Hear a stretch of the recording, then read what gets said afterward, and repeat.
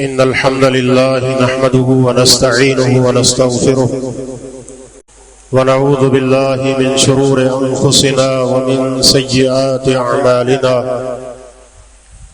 من يهده الله فلا مضل له ومن يضلل فلا هادي له وأشهد أن لا إله إلا الله وحده لا شريك له وأشهد أن محمدًا عبده ورسوله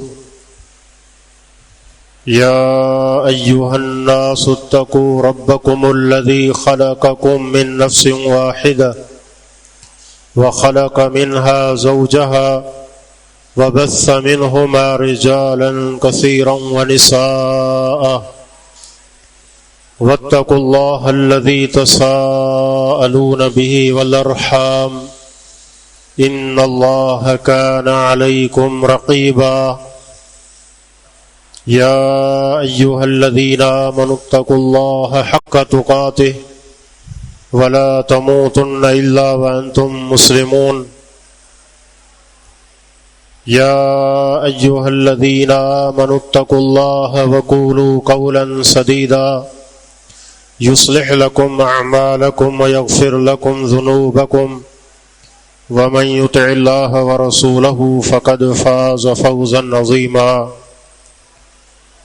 اللهم صل على محمد وعلى آل محمد كما صليت على إبراهيم وعلى آل إبراهيم إنك حميد مجيد اللهم بارك على محمد وعلى آل محمد كما باركت على إبراهيم وعلى آل إبراهيم إنك حميد مجيد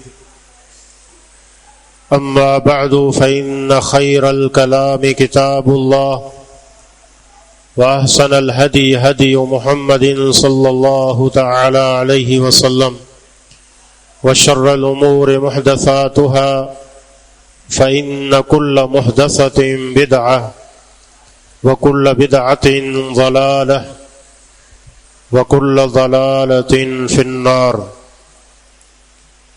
أعوذ بالله السميع العليم من الشيطان الرجيم من همزه ونفخه ونفثه بسم الله الرحمن الرحيم قال الله تبارك وتعالى في القرآن المجيد والفرقان الحميد والفجر وليال عشر والشفع والوتر والليل إذا يسر هل في ذلك قسم لذي حجر وقال رسول الله صلى الله عليه وسلم ما من أيام العمل الصالح فيها أحب إلى الله من هذه الأيام العشر قالوا يا رسول الله صلى الله عليه وسلم ولا الجهاد في سبيل الله قال ولا الجهاد في سبيل الله إلا رجل خرج بنفسه وماله ثم لم يرجع من ذلك بشيء رب اشرح لي صدري ويسر لي أمري واحلل عقدة من لساني يفقهوا قولي سبحانك لا علم لنا إلا ما علمتنا إنك أنت العليم الحكيم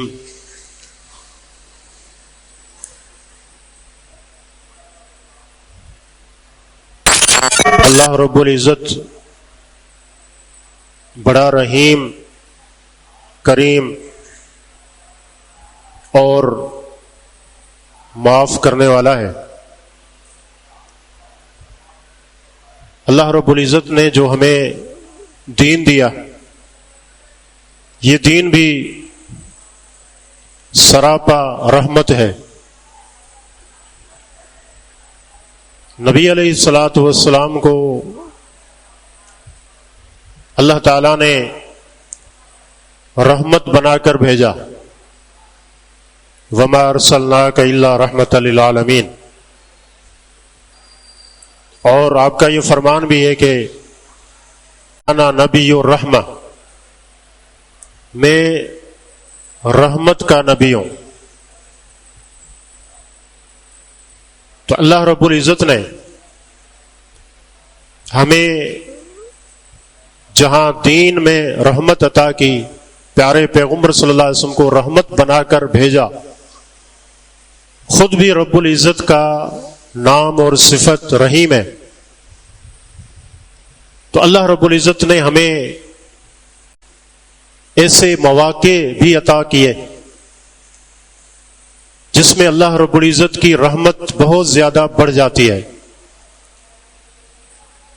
جس میں انسان کوشش اور محنت کر کے اللہ رب العزت کا بہت زیادہ قرب حاصل کر سکتا ہے، جنت کو پا سکتا ہے، جہنم سے دوری اختیار کر سکتا ہے۔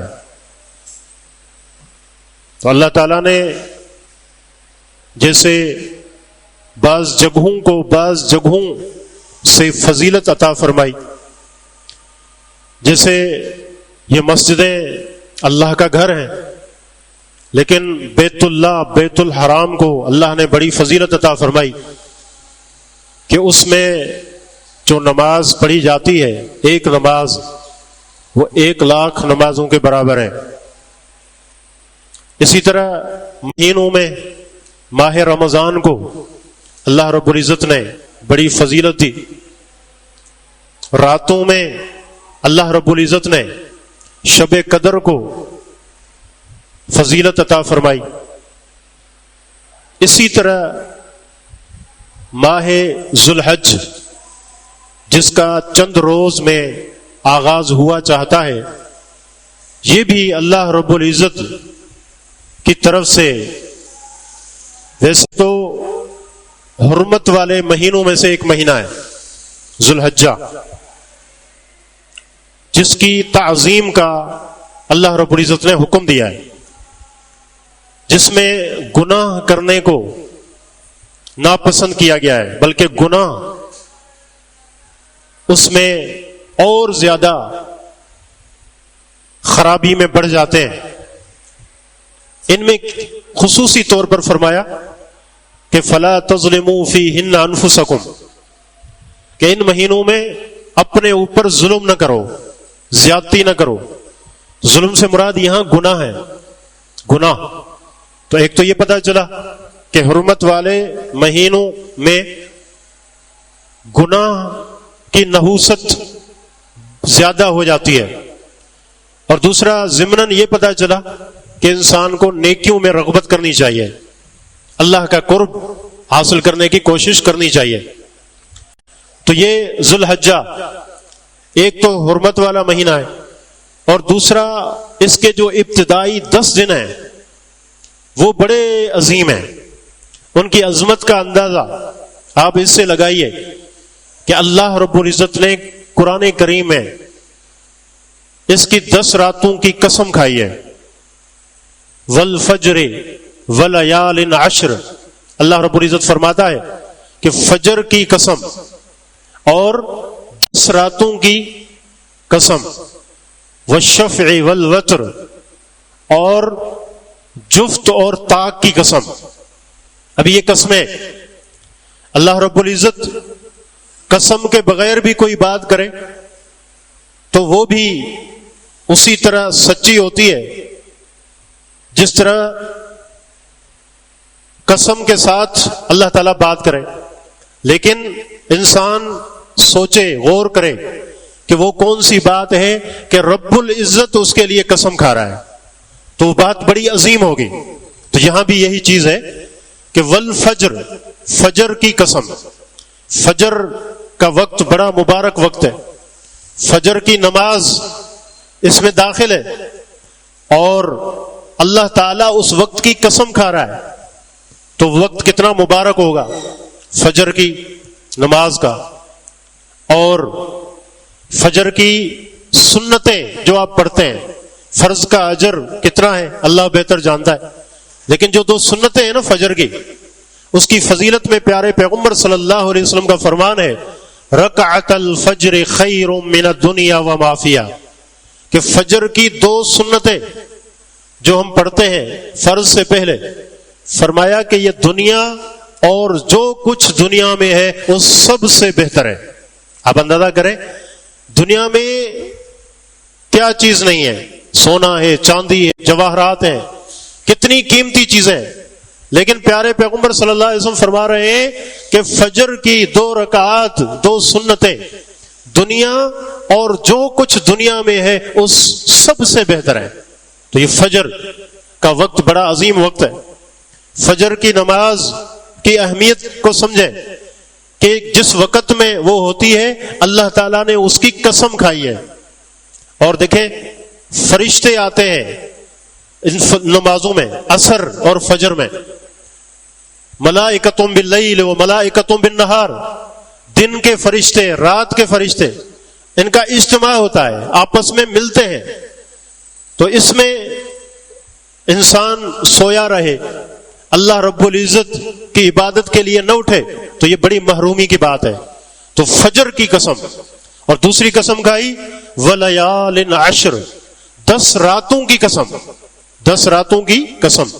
امام ابن کثیر رحمہ اللہ اور دیگر مفسرین کہتے ہیں کہ اس سے مراد جو ذی الحجہ کا عشرہ ہے اس کے ابتدائی 10 دن ہیں جن کی اللہ نے قسم کھائی ہے۔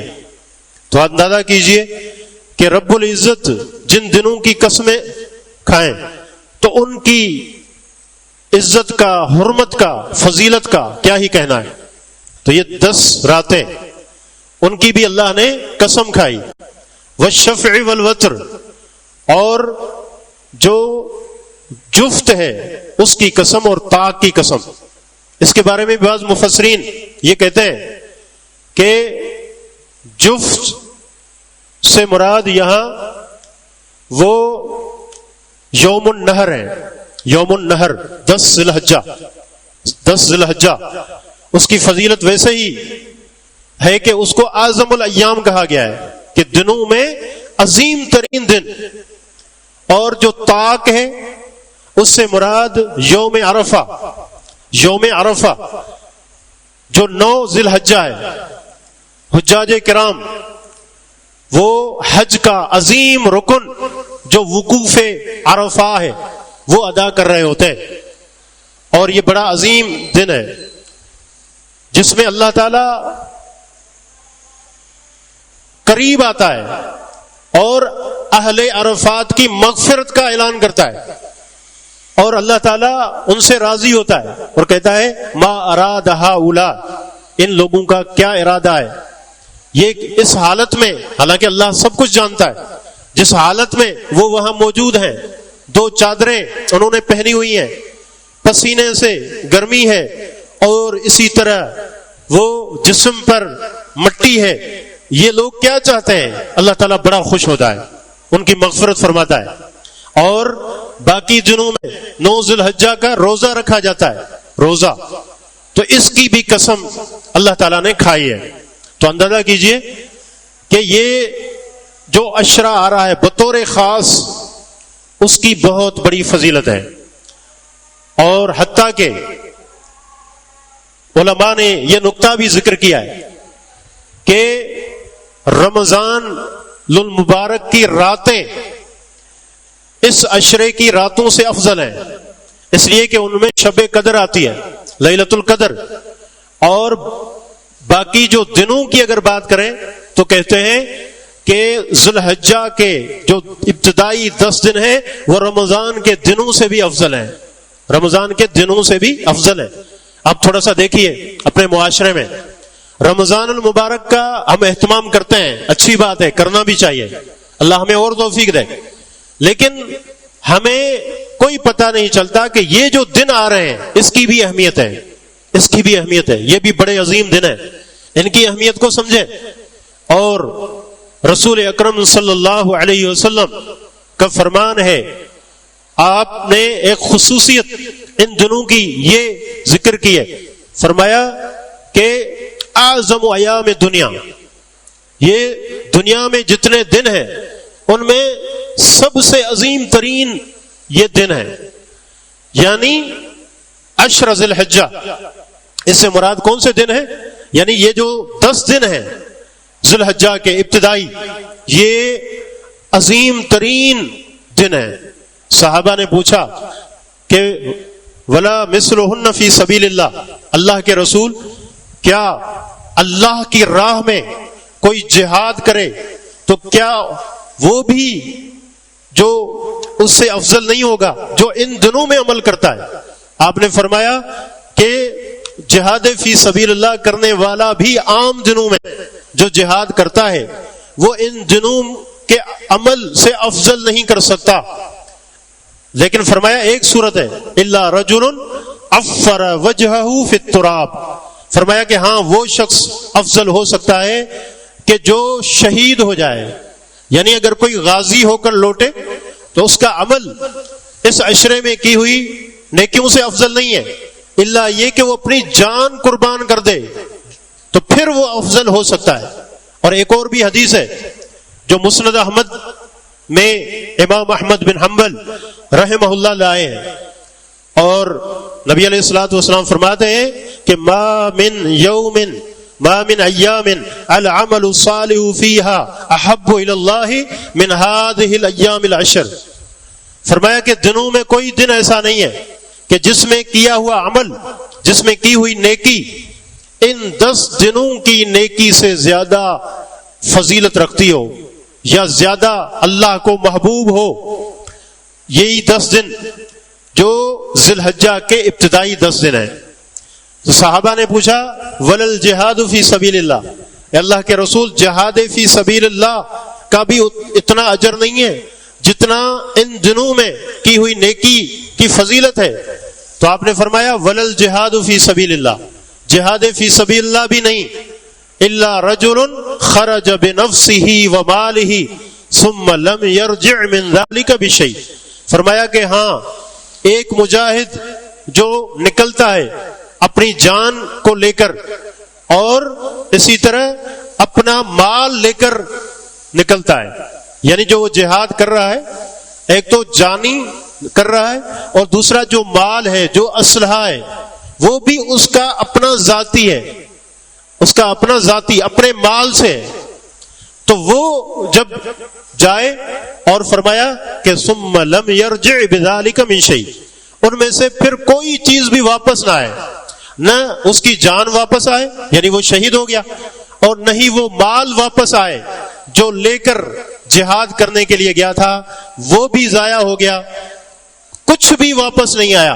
فرمایا کہ اس کا عمل افضل ہو سکتا ہے، اس کے علاوہ باقی جتنے بھی ہیں چاہے وہ جہاد کرنے والے ہوں ان کا عمل ان 10 دنوں میں کی ہوئی نیکی سے افضل نہیں ہو سکتا۔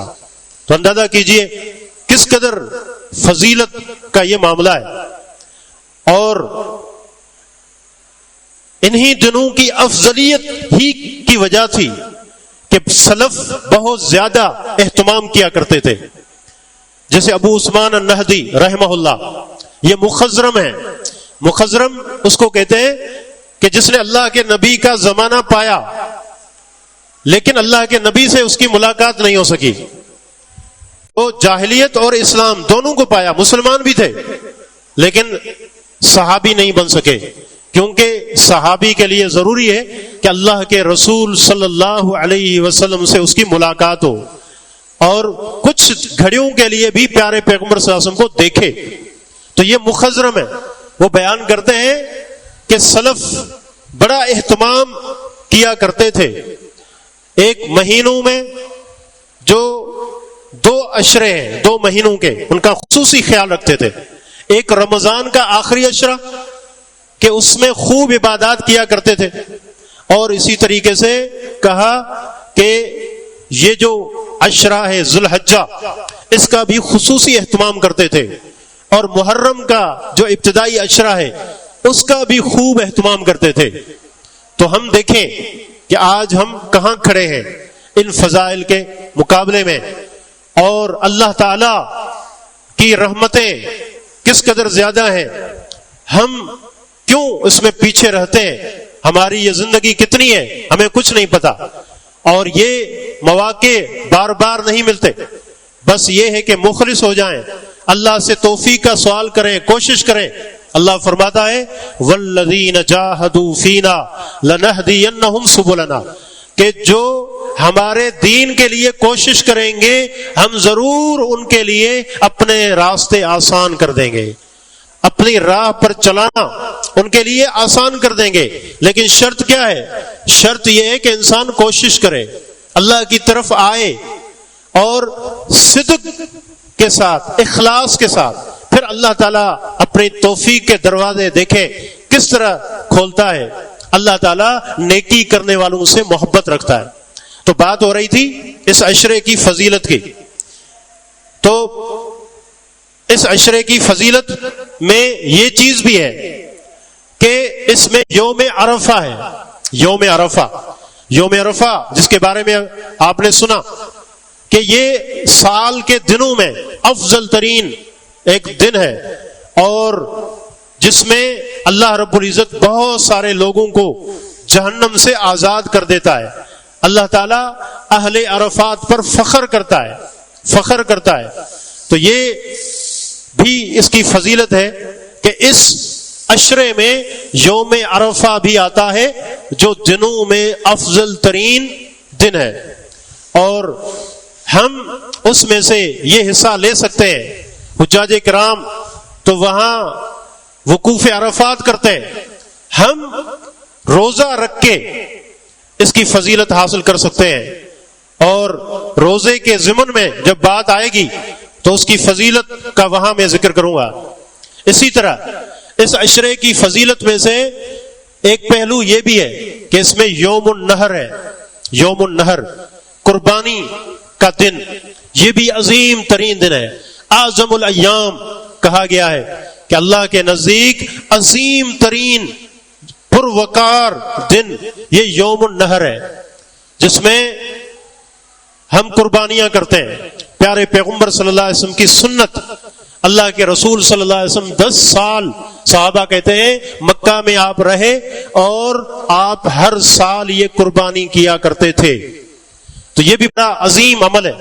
اس دن کے اعمال میں افضل ترین یہی عمل ہے، قربانی کرنا۔ تو اس عشرے کی فضیلت کا ایک پہلو یہ بھی ہے کہ اس میں یوم النحر بھی آتا ہے اور وہ عظیم دن ہے۔ یہی وجہ ہے حافظ ابن حجر رحمہ اللہ فتح الباری میں ایک سوال ذکر کر کے پھر اس کا جواب دیتے ہیں۔ سوال کیا ہے؟ سوال یہ ہے کہ یہ جو 10 دن ہیں ان میں عمل اللہ کو زیادہ محبوب کیوں ہوتا ہے؟ اس کی کیا وجہ ہے؟ ایسا کون سا پہلو ہے جو سال کے باقی دنوں میں نہیں ہے، وہ اس عشرے میں ہے؟ پھر اس کا خود ہی جواب دیتے ہیں، کہتے ہیں اس کی وجہ واللہ عالم یہ معلوم ہوتی ہے کہ اس میں جو عظیم ترین عبادات ہیں اس عشرے میں جمع ہو جاتی ہیں، اس عشرے میں جمع ہو جاتی ہیں۔ جیسے دیکھیں نماز ہے، باقی دنوں میں بھی ہم پڑھتے ہیں، روزے وہ بھی رکھتے ہیں، صدقات بھی دیتے ہیں، لیکن حج جو ہوتا ہے وہ صرف انہی دنوں میں ہوتا ہے، حج۔ تو کہتے ہیں کہ اس کی وجہ سے چونکہ حج کی عبادت بھی عبادات میں شامل ہوتی ہے، تو اس عشرے کی عبادات کی افضلیت کی یہی وجہ معلوم ہوتی ہے کہ اس میں عظیم ترین عبادات جمع ہو جاتی ہیں، یکجا ہو جاتی ہیں۔ تو یہ اس کی افضلیت کا پہلو ہے۔ اور پھر دیکھیے کہ کون سے اعمال ہیں جو ہمیں کرنے چاہیے جن کی اس عشرے میں خصوصی فضیلت ہے۔ تو سب سے پہلے کچھ اعمال جو ہیں، سب سے افضل ترین عمل اس عشرے کے اعمال میں سے وہ تو حج و عمرہ ہے، حج اور عمرہ۔ جیسے رسول اللہ صلی اللہ علیہ وسلم کا فرمان ہے، آپ نے فرمایا کہ الحج المبرور لیس له جزاء الا الجنہ، کہ حج مبرور کا بدلہ سوائے جنت کے اور کچھ ہے ہی نہیں۔ حج مبرور کا کیا مطلب ہے؟ ایسا کہ جو مقبول ہو، جس کو اللہ تعالیٰ قبول کر لے۔ یہاں ایک سوال پیدا ہوتا ہے کہ قبولیت کا معاملہ تو اللہ کو پتا ہے، کس کا عمل قبول ہوتا ہے کس کا نہیں ہوتا، تو ہم کیسے سمجھیں کہ ہمیں حج مبرور ملا ہے؟ اللہ تعالیٰ اپنی رحمت سے ہم سب کو حج مبرور عطا فرمائے. لیکن اس کا جواب علماء نے دیا ہے. وہ کہتے ہیں کہ اس کی کچھ علامات بھی ہیں، اس کی کچھ ظاہری نشانیاں بھی ہیں جن کو دیکھ کے انسان یہ اندازہ لگا سکتا ہے کہ اس کا حج مبرور ہے. مثال کے طور پر اس نے جو حج کیا اس حج میں کوئی گناہ کا معاملہ نہیں تھا، گناہ سے اس نے اپنے آپ کو بچایا، اور رسول اللہ صلی اللہ علیہ وسلم کی سنت اور آپ طریقے کے مطابق اس نے تمام ارکان حج ادا کیے. اور اسی طرح جب واپس آیا تو اس میں بہت بڑی تبدیلی بھی تھی، اور جو مال اس نے استعمال کیا اس حج میں وہ رزق حلال سے تھا، رزق حلال سے تھا. اور جب واپس لوٹا تو اس کی زندگی میں تبدیلی بھی آئی. مثال کے طور پر پہلے اگر اس میں کوتاہیاں تھیں، گناہ تھے، اب حج کرنے کے بعد اپنی اصلاح کر لیں. اور پہلے اچھائیاں تھیں لیکن سستی تھی اس میں، اب اور زیادہ نیکیوں میں رغبت کرنے والا بن جائے. تو کہتے ہیں کہ یہ ظاہری علامات ہیں، نشانیاں ہیں جس سے پتہ چلتا ہے کہ اللہ رب العزت نے اس کو حج مبرور عطا کیا ہے. اس لیے کہ نیکی کی قبولیت کی نشانیوں میں سے ایک نشانی یہ بھی ہے کہ انسان اس کے بعد اور نیکیاں کرنے لگ جاتا ہے، گناہوں سے وہ بچتا ہے، اگر ہو جائے تو فوراً توبہ کرتا ہے، سچی توبہ. تو یہ علامات ہیں کہ ہم جب نیکیاں کرتے ہیں اس کے بعد اگر ہماری یہ کیفیت ہے تو اللہ ہمیں امید کریں کہ ہماری نیکی اللہ کو قبول بھی، اللہ کے ہاں قبول ہوئی ہے. اور اللہ تعالیٰ شکور ہے، قدردان ہے، اپنے بندوں کے اعمال کی قدر کرتا ہے اور اس کو نیکی پر استقامت بھی دیتا ہے اور اس کو توفیق بھی دیتا ہے اور اس کے کیے ہوئے اعمال قبول بھی کرتا ہے. تو اللہ تعالیٰ قدردان ہے، اپنے بندوں کی کوشش کو، محنت کو وہ ضائع نہیں کرتا. تو اس طریقے سے حج مبرور، تو حج بڑا عظیم عمل ہے. اسی طرح عمرہ جو ان دنوں میں ہوتا ہے وہ بھی بڑا عظیم عمل ہے. آپ صلی اللہ علیہ وسلم کا فرمان ہے تابعوا بین الحجۃ والعمرہ، کہ لوگوں حج اور عمرہ پے در پے کرو. اللہ تعالیٰ جس کو توفیق دیتا ہے کوشش کرے ایک عمرے کے بعد دوسرا عمرہ، ایک حج کے بعد دوسرا حج. فرمایا کہ یہ گناہوں سے انسان کو ایسے صاف کرتے ہیں، حج اور عمرہ یہ ایسے اعمال ہیں جو انسان کو گناہ سے ایسے پاک اور صاف کرتے ہیں کہ جس طرح فرمایا کہ آگ سونے چاندی اور لوہے کے میل کچیل کو صاف کر دیتی ہے. یہ اتنے عظیم اعمال ہیں. تو اسی طرح جو اعمال ہیں ان اعمال میں سے ایک عمل جس کا ہمیں خصوصی اہتمام کرنا چاہیے یہاں رہتے ہوئے، فرائض خصوصاً جو نمازیں ہیں ان کے حوالے سے اپنا محاسبہ کرنا چاہیے. نمازیں تو ویسے بھی ان الصلاۃ کانت علی المؤمنین کتابا موقوتا، تمام مومنوں کو پر یہ اللہ تعالیٰ نے وقت مقرر پر فرض کیے ہیں. جماعت کے ساتھ مرد حضرات کے لیے ضروری ہے یہ نمازیں پڑھیں. تو ان دنوں میں کوشش کریں کوئی نماز ہماری جماعت سے رہنے نہ پائے، اور اس کی جو سنتیں ہیں اس کا بھی اہتمام کریں، اس کا بھی اہتمام کریں. یہ سنتیں جس کو عام طور پر ہم میں سے بہت سارے لوگ ہیں ہلکا لیتے ہیں، حالانکہ سلف کہا کرتے تھے کہ یہ آپ کے فرائض کی حفاظت کرتی ہیں. آپ دیکھیں جو شخص نماز سے پہلے کی سنتیں پڑھتا ہو تو فرض نماز اس کی کیسے رہے گی.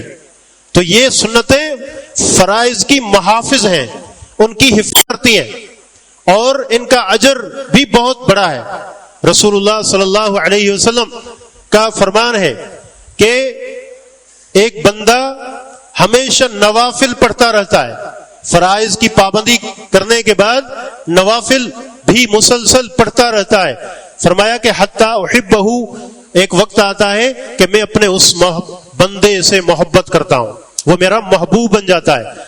تو یہ فرائض کے ساتھ ساتھ یہ سنتیں ان کا اہتمام کریں، اور جیسے سنن رواتب ہیں ان کی پابندی کریں. خصوصاً یہ جو 10 دن ہیں یہ نیکیوں کے دن ہیں، اس میں نیکی کا اجر بہت زیادہ بڑھ جاتا ہے.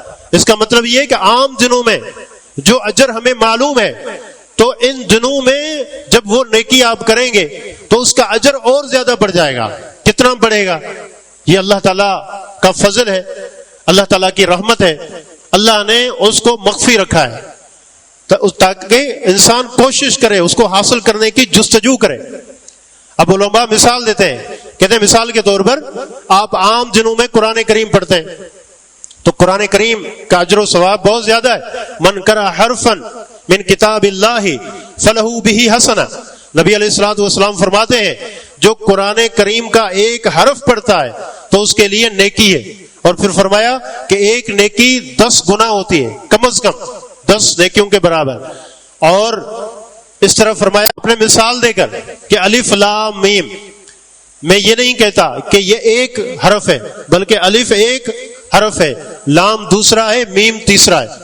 جو صرف یہ کلمہ پڑھتا ہے تو اللہ تعالیٰ کی طرف سے اس کو 30 نیکیاں ملتی ہیں. تو کتنا اجر ہے، کتنا ثواب ہے. لیکن کہتے ہیں کہ یہی عمل اگر آپ ان دنوں میں کریں گے تو اس سے بھی بڑھ کر اجر و ثواب ملے گا، اس سے بھی بڑھ کر، کیونکہ عمل کی فضیلت بڑھ جاتی ہے، اس کے اجر و ثواب میں اضافہ ہو جاتا ہے. تو اس پہلو سے یہ دن بڑے عظیم دن ہیں، ان کی قدر و قیمت کو ہمیں سمجھنا چاہیے. اسی طرح جو فضیلت والے اعمال ہیں ان اعمال میں سے ایک عمل روزہ بھی ہے. ام المومنین حفصہ رضی اللہ تعالی عنہا رسول اللہ صلی اللہ علیہ وسلم کے بارے میں بیان کرتی ہیں کہ اللہ کے رسول صلی اللہ علیہ وسلم آپ جو ذی الحجہ کا پہلا عشرہ ہے اس کے 9 دن روزہ رکھتے تھے، 9 دن روزہ رکھتے تھے. اور یوم عاشورہ کا روزہ آپ رکھتے تھے. اسی طرح ہر مہینے میں 3 دن آپ روزہ رکھتے تھے. تو اس سے استدلال ہے کہ اگر کوئی جو ذی الحجہ کے یہ دن ہیں ان کے 9 دن وہ روزہ رکھے تو یہ مستحب عمل ہے، مستحب عمل ہے. اور ویسے دیکھیں کہ ایک عام نفلی روزہ اس کا کیا اجر ہے. رسول اللہ صلی اللہ علیہ وسلم کا فرمان ہے من صام یوما فی سبیل اللہ، جو شخص ایک دن کا روزہ رکھتا ہے بعد اللہ وجہہ عن النار 70 خریفہ، تو اللہ تعالیٰ اس کے چہرے کو جہنم کی آگ سے 70 سال کی مسافت جتنا دور کر دیتا ہے. یہ عام جو روزہ ہے، نفلی روزہ ہے، یہ اس کی فضیلت ہے. تو چونکہ ان دنوں میں عمل کی فضیلت بڑھ جاتی ہے، اجر و ثواب میں اضافہ ہو جاتا ہے، تو اسی طرح یہ مستحب ہے کہ کوئی جو 9 دن ہیں ابتدائی ذی الحجہ کے وہ روزہ رکھے. اور ویسے خصوصی طور پر جو یوم عرفہ ہے 9 ذی الحجہ، اس کے روزے کی فضیلت پیارے پیغمبر صلی اللہ علیہ وسلم نے ذکر کی ہے. نبی علیہ الصلوۃ والسلام کا فرمان ہے، آپ نے فرمایا کہ صوم یوم عرفہ احتسب علی اللہ انہ یکفر سنۃ التی قبلہ وسنۃ التی بعدہ. فرمایا کہ عرفہ کے دن کا روزہ مجھے اللہ میں امید ہے کہ اللہ رب العزت اس ایک روزے کی برکت سے 2 سالوں کے گناہ معاف کر دے گا. ایک وہ سال جو گزر گیا، ایک وہ سال جو آئندہ ہے، آنے والا ہے. یہ اللہ کی کتنی رحمت ہے، کتنی مغفرت ہے. تو اس روزے کا بھی اہتمام کریں جو 9 ذی الحجہ کا روزہ ہے. تو اگر باقی روزہ نہ رکھ سکیں تو اس کا خصوصی اہتمام کرنا چاہیے، اور تاکہ یہ فضیلت ہم حاصل کر سکیں. اسی طرح اور جو اعمال ہیں بالعموم جو ہم کرتے ہیں ان کا ہم اہتمام کریں ان دنوں میں. جیسے صدقات ہیں، صدقات ویسے بھی ان کی فضیلت ہے. عام دنوں میں جو صدقہ ہے، نبی صلی اللہ علیہ وسلم کا فرمان ہے کہ الصدقۃ یطفئ غضب الرب کما یطفئ ماء النار، کہ یہ جو صدقہ ہے اللہ کے غصے کو، ناراضگی کو ختم کر دیتا ہے. ایسے ختم کر دیتا ہے جیسے پانی آگ کو بجھا دیتا ہے. یہ عام جو صدقہ ہے یہ اس کی فضیلت ہے، یہ بڑا عظیم عمل ہے. اور نبی صلی اللہ علیہ وسلم کا یہ بھی فرمان ہے کہ الرجل فی تحت ظل صدقتہ یوم القیامہ، قیامت کے دن جب انسان آئے گا، جب سائے کی ضرورت ہوگی، فرمایا کہ آدمی کے اوپر صدقے کا سایہ ہوگا، صدقے کا سایہ ہوگا. تو اس نیت سے انسان صدقہ کرے کہ یہ فضیلت اس کو حاصل ہو جائے. اور ویسے بھی اللہ رب العزت کی رضا کا صدقہ سبب ہے، اس سے مال کم نہیں ہوتا، مال میں برکت پیدا ہوتی ہے. تو خصوصاً جو فضیلت والے دن ہیں تو ان میں انسان، اللہ نے جو توفیق دی ہے، ضرور کچھ نہ کچھ صدقہ بھی کرنا چاہیے تاکہ یہ جو فضیلت ہے وہ بھی ہمیں حاصل ہو. اسی طرح اس عشرے میں جو اعمال ہمیں کرنے چاہیے، شریعت نے ان کی فضیلت ذکر کی ہے، وہ اللہ کا ذکر ہے. اللہ کا ذکر، اللہ کا ذکر ویسے بھی ہمیں کرنا چاہیے. وَلَذِكْرُ اللَّهِ اکبر، اللہ رب العزت کا فرمان ہے اللہ کا ذکر سب سے بڑی چیز ہے، سب سے بڑی چیز ہے. تو آپ دیکھیں ہر عبادت میں جو ہم کرتے ہیں اللہ کا ذکر ہوتا ہے، تو اس ذکر میں سراسر توحید ہوتی ہے. تو انسان کو چاہیے کہ ویسے بھی ذکر کی پابندی کرے، خصوصاً ان دنوں میں.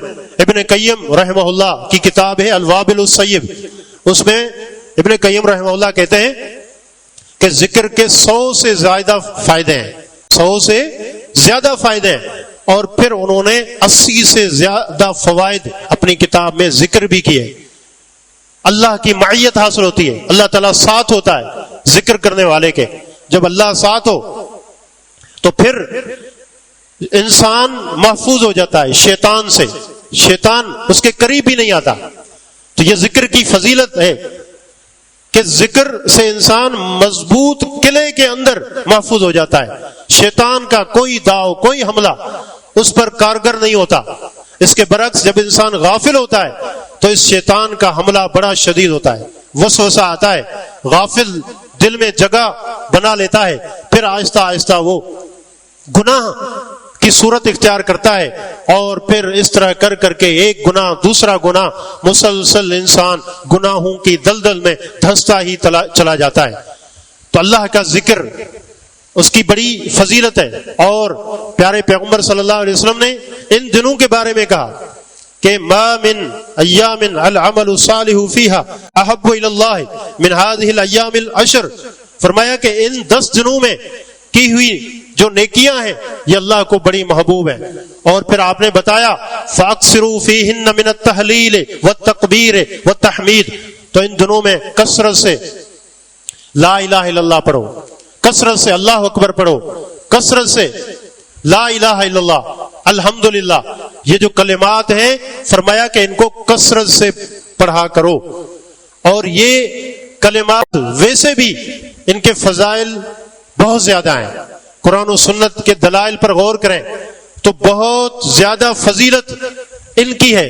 اور ایک حدیث ہے کہ اللہ تعالیٰ کو سب سے زیادہ احب الکلام الی اللہ اربع، فرمایا کہ 4 جو کلمے ہیں اللہ کو سب سے زیادہ محبوب ہیں. ان کی آسانی کتنی ہے، فرمایا کہ لا یضرک بأیہن بدأت، آپ کو کوئی نقصان نہیں ہوگا کہ آپ جس سے شروع کریں، چاہے کسی کو پہلے پڑھیں، کسی کو درمیان میں پڑھیں، کسی کو آخر سے پڑھیں، تو آپ کو کوئی نقصان نہیں ہوگا. کچھ چیزیں ہوتی ہیں ان کو ترتیب سے کرنا پڑتا ہے، فرمایا کہ نہیں، ان کو پڑھیں، کثرت سے پڑھیں. اللہ کو بڑے محبوب یہ کلمے. اور کون سے ہیں وہ؟ سبحان اللہ والحمد للہ ولا الہ الا اللہ واللہ اکبر. یہ کلمات ان کو پڑھیں، کثرت سے پڑھیں. نبی صلی اللہ علیہ وسلم کا فرمان ہے، آپ ارشاد فرماتے ہیں کہ لأن اقول سبحان اللہ والحمد للہ ولا الہ الا اللہ واللہ اکبر احب الی مما طلعت علیہ الشمس. اگر میں یہ کلمات پڑھوں سبحان اللہ والحمد للہ ولا الہ الا اللہ واللہ اکبر، فرمایا کہ یہ مجھے جس چیز پر سورج طلوع ہوتا ہے وہ سب سے زیادہ محبوب ہے. آپ اندازہ کریں، یہ ایک کنایا ہے، سورج پوری دنیا پہ طلوع ہوتا ہے، تو اس کا مطلب کیا کہ جو چیز دنیا میں ہے اس سب سے مجھے یہ کلمات پسند ہیں. سونا چاندی جواہرات، آپ کے ذہن میں جو جو قیمتی چیزیں آ سکتی ہیں جن پر سورج طلوع ہوتا ہے، فرمایا کہ میں یہ کلمات کہوں یہ مجھے زیادہ محبوب ہیں کہ یہ ساری چیزیں مجھے مل جائیں. اور ان کے فضائل میں سے یہ فضیلت بھی ہے، نبی علیہ الصلوۃ والسلام فرماتے ہیں کہ جس رات مجھے معراج کرائی گئی تو میری ملاقات ابراہیم علیہ الصلوۃ والسلام سے ہوئی، تو انہوں نے مجھ سے کہا کہ اقر امتک منی السلام، کہ محمد صلی اللہ علیہ وسلم اپنی امت کو میرے سلام پہنچانا، ان کو سلام دینا اور میرا ایک پیغام ان کو دینا، اور ان کو یہ بات بتانا کہ ان الجنت طیبۃ التربہ وعذبۃ الماء وانہا قیعان. فرمایا کہ ان کو یہ بات بتانا کہ جو جنت ہے، جنت کی مٹی بڑی زرخیز ہے، بڑی زرخیز ہے، اور جنت کا پانی انتہائی شیریں اور میٹھا ہے، انتہائی شیریں میٹھا پانی ہے. زمین بڑی اعلیٰ قسم کی ہے اور پانی بہت اچھا ہے، لیکن فرمایا وانہا قیعان، ان کو بتانا کہ یہ چٹیل میدان کی طرح بھی ہے. تم اگر چاہتے ہو تمہارے لیے درخت لگیں، بہترین زرخیز زمین، اس سے فائدہ اٹھاؤ، اور جو جنت کا میٹھا پانی ہے اس سے تم فائدہ اٹھاؤ. تو پھر کیا کرو، اس کا کیا طریقہ ہے؟ فرمایا کہ یہ کلمات پڑھا کرو، سبحان اللہ والحمد للہ ولا الہ الا اللہ واللہ اکبر. جب تم یہ کرو گے تو تمہارے لیے ہر کلمے کے بدلے جنت میں ایک درخت لگا دیا جائے گا، جنت میں ایک درخت لگا دیا جائے گا. اللہ کے رسول صلی اللہ علیہ وسلم بڑے عظیم مربی تھے. آپ نے صحابہ کی تربیت کی مختلف مواقع پہ. ایک مرتبہ سیدنا ابو ہریرہ بیان کرتے ہیں کہ میں درخت لگا رہا تھا، شجر کاری کر رہا تھا، تو اللہ کے نبی صلی اللہ علیہ وسلم وہاں سے گزرے. آپ نے فرمایا ابو ہریرہ کیا کر رہے ہو؟ عرض کی کہ اللہ کے نبی درخت لگا رہا ہوں. پیارے پیغمبر صلی اللہ علیہ وسلم نے فرمایا کہ کیا میں آپ کی رہنمائی اس چیز پر نہ کروں جو اس درخت سے بھی زیادہ عظیم ہے؟ تو ابو ہریرہ رضی اللہ عنہ کہتے ہیں اللہ کے رسول ضرور بتائیے. آپ نے فرمایا کہ یہ کلمات پڑھا کرو، سبحان اللہ والحمد للہ ولا الہ الا اللہ واللہ اکبر، یہ تمہارے درخت سے زیادہ بہتر ہے. کیوں؟ اس لیے کہ یہ دنیا کا درخت ہے، دنیا کا درخت ہے، اور یہ پیدا ہو نہ ہو کوئی پتہ نہیں ہے، اور پیدا ہو جائے تو پھر بڑا تناور درخت بن سکے یا اس سے پہلے ختم ہو جائے. چلے بن بھی گیا تو پھر کتنا عرصہ وہ رہے گا، لیکن یہ جو عمل میں بتا رہا ہوں یہ کبھی ختم ہونے والا نہیں ہے. اس کا اجر و ثواب، اس کی جو نیکی ہے، اس کا جو فائدہ ہے، یہ کبھی ختم نہیں ہوتا. والباقیات الصالحات خیر عند ربک ثوابا وخیر عملا. فرمایا کہ باقی رہنے والے اعمال یہ بہتر ہیں تیرے رب کے نزدیک، ثواب کے اعتبار سے بھی، امید کے اعتبار سے بھی، کیونکہ یہ دنیا فانی ہے، اس کی نعمتیں فانی ہیں، لیکن یہ جو نیک اعمال ہیں اللہ نے ان کو قبول کر لیا تو ان کا اجر و ثواب ہمیشہ رہے گا، کبھی ختم نہیں ہوگا. تو یہ دیکھیں، یہ بھی فضیلت کا پہلو ہے کہ اس عشرے میں خصوصی طور پر جو یہ مسنون اذکار ہیں ان کو پڑھیں، ان کی پابندی کریں. اور یہ بڑا آسان عمل ہے، اس کے لیے کوئی شرط نہیں ہے کہ آپ مسجد میں بیٹھ جائیں. اس کے لیے یہ بھی ضروری ہے کہ آپ باوضو ہوں، کہیں بھی ہوں، اپنے کام کاج میں کسی بھی حالت میں آپ جا رہے ہیں تو پھر بھی یہ کلمات آپ پڑھیں، پڑھتے رہیں، آپ کی نیکیوں میں اضافہ ہوتا جائے گا، اللہ کے محبوب بنتے چلے جائیں گے. تو یہ ان کلمات کی فضیلت ہے. اسی طرح تکبیرات، یہ بھی ایک ذکر ہے، ان کا بھی اہتمام کرنا، یہ بھی صحابہ کرام کی سنت ہمیں ملتی ہے کہ ابن عمر اور ابو ہریرہ رضی اللہ عنہما، ان کے متعلق آتا ہے کہ یہ دونوں بازاروں کا رخ کرتے. جب یہ 10 دن شروع ہوتے تو وہاں جا کر تکبیرات پڑھتے، بلند آواز سے پڑھتے، اللہ اکبر اللہ اکبر، 2 بار بھی ہے، 3 بار بھی ہے بعض روایت میں. تو اللہ اکبر لا الہ الا اللہ واللہ اکبر وللہ الحمد، یہ تکبیرات ہیں. اگر چاہیں تو 3 بار بھی کہہ سکتے ہیں اللہ اکبر کو، یہ بھی ثابت ہے۔ اللہ اکبر اللہ اکبر اللہ اکبر، لا الہ الا اللہ واللہ اکبر اللہ اکبر وللہ الحمد، یہ تکبیرات اور اس طرح کے بعض اور بھی الفاظ ہیں، تو ان کا اہتمام کرنا یہ بھی ایک مسنون عمل ہے، اور اس کا بھی خصوصی طور پر اہتمام کرنا۔ اور یہ تو مطلق تکبیرات ہیں، یہ تو جیسے ہی عشرہ ذی الحجہ کا چاند طلوع ہو تو پھر انسان کو یہ تکبیرات پڑھنی چاہیے، مختلف مواقع پہ پڑھتا رہے۔ اور مقید تکبیرات بھی ہوتی ہیں نمازوں کے بعد، یہ یوم عرفہ کی فجر کے بعد یہ عمل جو ہے یہ شروع ہوتا ہے، اور 13 ذی الحجہ کی عصر تک یہ نمازوں کے بعد جو ہے تکبیرات پڑھنا، سلام پھیرنے کے بعد تکبیرات، یہی تکبیرات جو بھی آپ نے سنی، ان کا اہتمام کرنا۔ بہت سارے صحابہ ہیں جن سے یہ اہتمام ملتا ہے، جیسے عمر رضی اللہ عنہ، سیدنا علی، ابن مسعود اور دیگر اکابر صحابہ، ان سے یہ عمل ثابت ہے۔ تو یہ دن بڑے عظیم دن ہیں، اور ان کی اہمیت کو سمجھیے اور ان کو ضائع نہیں کرنا چاہیے۔ ابھی سے تیاری شروع کر لیجئے، اور اسی طرح جو ایک عمل ہے اس کو ہمیں اپنے ذہن میں رکھنا چاہیے۔ پیارے پیغمبر صلی اللہ علیہ وسلم کی یہ حدیث ہے، فرمایا کہ اذا رأیتم ہلال ذی الحجہ، جب تم ذی الحجہ کا چاند دیکھ لو، وَأَرَادَ أَحَدُكُمْ أَن يُضَحِّيَ فَلَا يَأْخُذُ مِن شَعْرِهِ وَلَا مِنْ أَظْفَارِهِ شَيْئًا، جو قربانی کا ارادہ کرتا ہے تو اس کو چاہیے کہ ذی الحجہ کا چاند نظر آنے کے بعد پھر اپنے بال نہ مونڈے، اپنی حجامت نہ بنوائے، اور نہیں اپنے ناخن تراشے۔ تو اس کے لیے یہ ہے کہ اس سے پہلے، چاند سے پہلے اس چیز کا اہتمام کر لینا چاہیے، تاکہ یہ فضیلت بھی ہمیں حاصل ہو۔ پیارے پیغمبر صلی اللہ علیہ وسلم نے یہ بھی ایک سنت ذکر کی ہے، اس کا بھی ہمیں اہتمام کرنا چاہیے۔ تو یہ دن، ان کے حوالے سے ہمیں خصوصی طور پر اہتمام کرنا چاہیے۔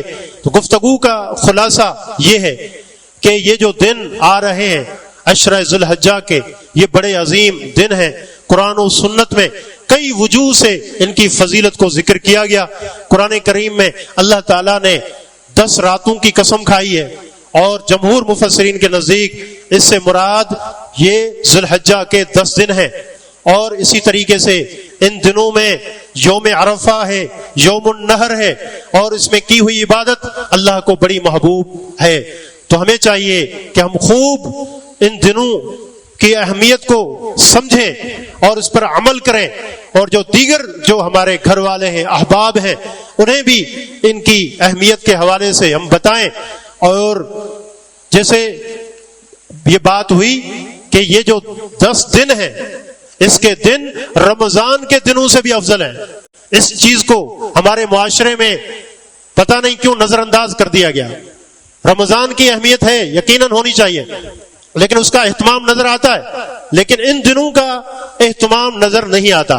یہ بھی یاد رکھیں کہ جب معاشرے میں افضل عمل کو لوگ نہ کر رہے ہوں تو پھر انسان جب وہ نیکی کرتا ہے تو اس کی فضیلت اور بڑھ جاتی ہے۔ یہ بھی ایک پہلو ہے کہ عمل زندہ کریں آپ لوگوں کے سامنے، تاکہ وہ اس کی اہمیت کو سمجھیں۔ ہم جس دور میں رہ رہے ہیں اس میں لوگ ویسے ہی شریعت سے دور ہیں، بدعات کا دورہ ہے، سنتیں بالکل اجنبی ہو کے رہ گئی ہیں۔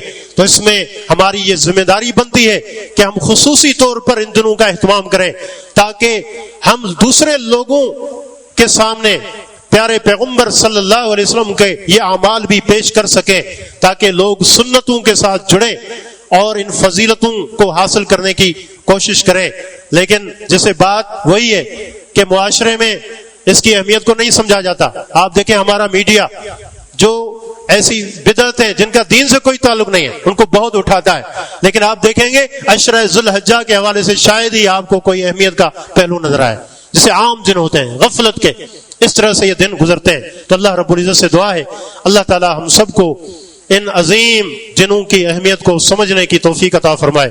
اللہ تعالی ہم سب کو توفیق دے کہ اس کے خیر اور برکات سے ہم اپنی جھولیاں بھر لیں۔ اللہ تعالی ہمارے اعمال قبول فرمائے. ھذا وباللہ توفیق وصلی اللہ علی نبینا محمد وعلی آلہ وصحبہ اجمعین.